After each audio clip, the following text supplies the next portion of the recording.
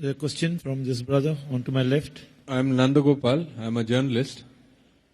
My question is, despite the striking similarity of the concept of God in most of the religions, why there is absolutely no compassion and increased intolerance between religions? How do you think this can be stopped? It's easy to tell to the world because we don't know where is the world, but you can tell us from the point how it can be stopped at the individual level. The brother asked a good question. That in spite of the striking resemblance, commonality, similarities between the various world religions, why is there intolerance towards the different religions? Why? The basic reply, according to me, brother, it is the people who are the religious leaders. Therefore, I say that if you want to understand your religion, go back to your scriptures. But unfortunately, the thekedars of religion, they want to hold their flock together. And they don't want the masses to read the religious scriptures. Because if the masses read the religious scriptures and follow the religious scriptures directly, who will go to them? The best way is go back to your scriptures, understand the scripture, and follow it. What we realize, that though we know very well that all the major religions, they say God is one, God has got no images, there is no idol worship. Yet we find that most of the major religions besides Islam, they believe in idol worship. Why? Because, for example, if you ask a Hindu priest that your Vedas are absolutely crystal clear that God has got no image, he will tell me, yes, Dr. Naik, I know it's absolutely clear, but the but comes. God has got no images is for the people of higher consciousness. For the people of low consciousness, they require idol to concentrate. I said, where is that mentioned in the scripture? I said, no, that is our philosophy. So the religious leaders, they bring their philosophy and say that idol is used for concentration. I do agree with you, they tell me. Dr. Naik, the Vedas are against idol worship.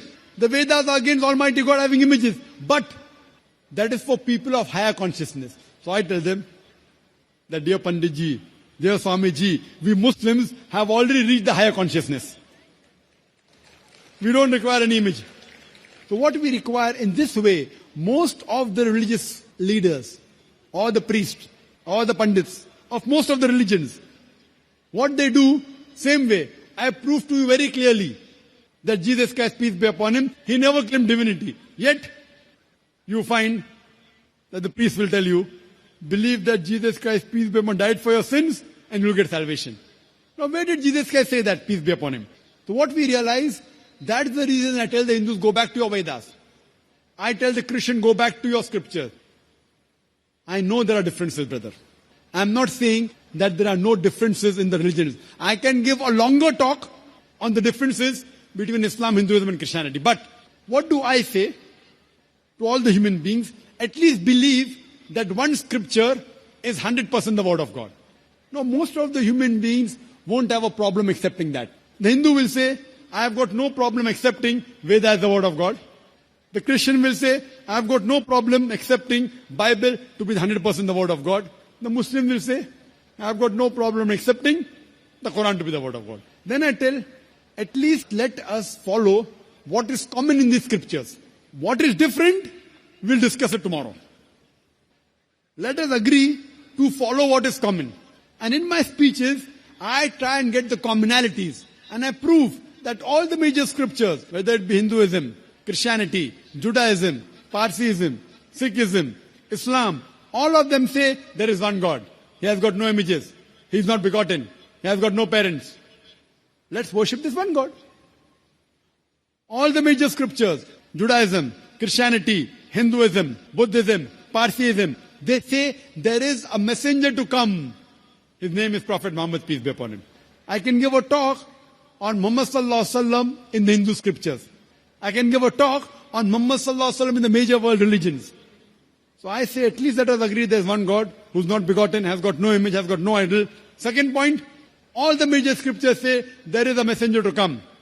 And this final messenger, his name is Prophet Muhammad. It's mentioned in the Bible, in the Gospel of John, chapter number 16, verse number 12 to 14. Jesus Christ, peace be upon him, says, I have many things to say unto you, but ye cannot bear them now. For he, when the Spirit of truth shall come, he shall guide you unto all truth.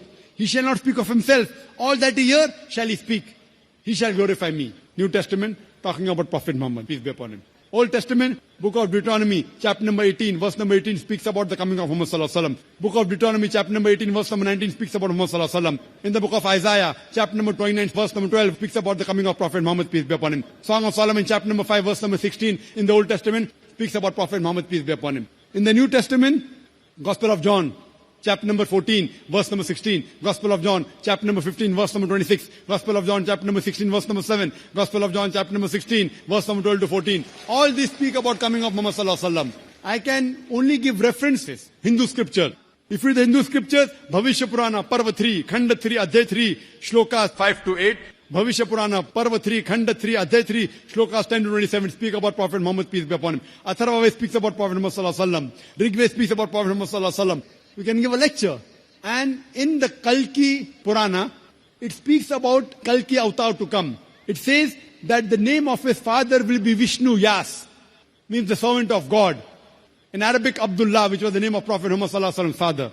His mother's name would be Sumati, which means serenity, calm, peace. In Arabic, it means Amina, which was the name of the mother of Prophet Muhammad, peace be upon him. It's mentioned he will be born on the 12th month of Madhav, the 12th Rabbi Awwal.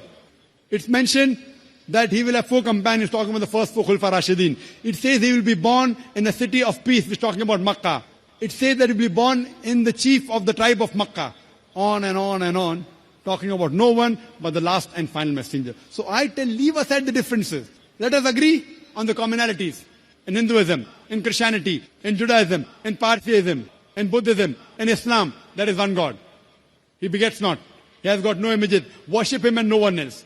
The last and final messenger to come is Prophet Muhammad, peace be upon him.